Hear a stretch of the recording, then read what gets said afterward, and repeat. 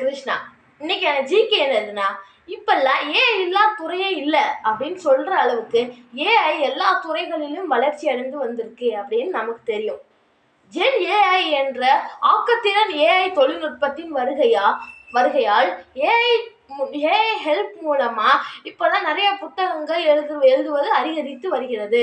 இதனால் எது உண்மையான புத்தகம், எது ஏஐ ஹெல்ப் மூலமா எழுதப்பட்ட புத்தகம் அப்படின்னு கண்டுபிடிக்கிறது நமக்கு பெரும் சவாலாக இருக்குது.